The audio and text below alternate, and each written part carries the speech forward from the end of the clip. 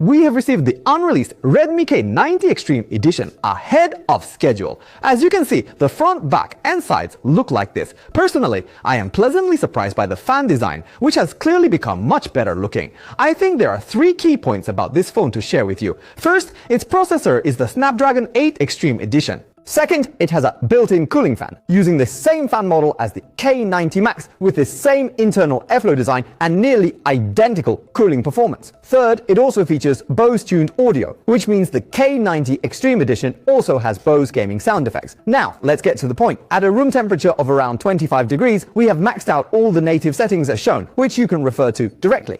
Connecting to the ProDog performance testing tool, after half an hour, we've got this frame rate chart. The average frame rate is 60 frames, power consumption is 4.36 watts, and the temperature on the back of the device is 41.4 degrees. Next, we turn off the fan. Under the same conditions, after half an hour, we got this frame rate chart. The average frame rate is 59.9 frames, power consumption is 4.3 watts, and the temperature on the back of the phone reached 44.1 degrees. You can see that the fan's effect is quite obvious. Then, after playing for half an hour, we quickly turned the fan back on, and in 1 minute, the temperature on the back dropped to 42 degrees.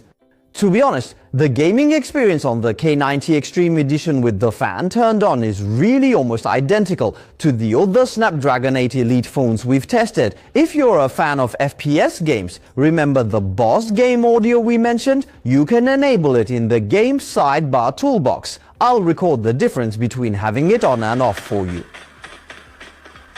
Personally, I feel it really has more of a sense of space, making it easier to spot enemies before anyone else. When I got this phone, I asked a friend at Redmi, how do you view this product? Their exact words to me were, a 3,000 UN tier gaming performance flagship. Do you guys like it?